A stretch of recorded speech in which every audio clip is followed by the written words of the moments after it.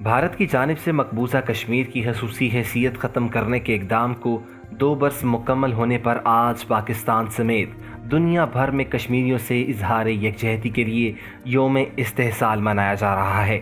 2 برس قبل آج ہی کے دن بھارتی حکومت نے مقبوضہ کشمیر کو ایک ریاست کے بجائے 2 وفاقی اکائیوں میں تقسیم کیا تھا اور اس کے بعد وادی میں آبادی کا تناسب تبدیل کرنے کے لیے غیر مقامی افراد کو زمین خریدنے کی اجازت دی گئی تھی۔ مودی حکومت کے اس شرمناک اقدام کی مناسبت سے پاکستان میں 5 اگست کو یوم استحصال منایا جا رہا ہے۔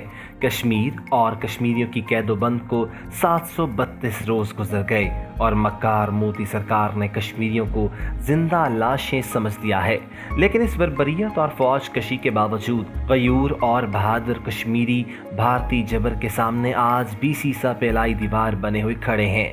پاکستان ہر لمحے مظلوم کشمیریوں کے شانہ بشانہ اور حق خود ارادیت کا حامی ہے۔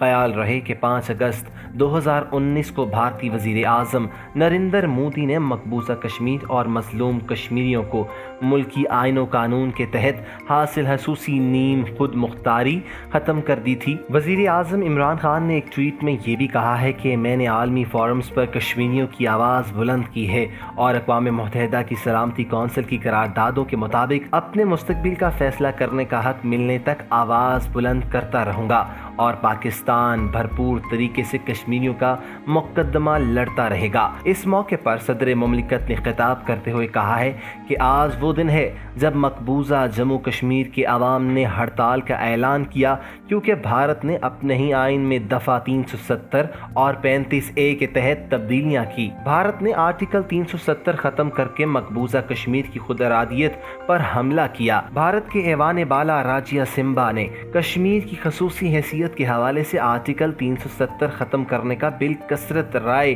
سے منظور کیا تھا۔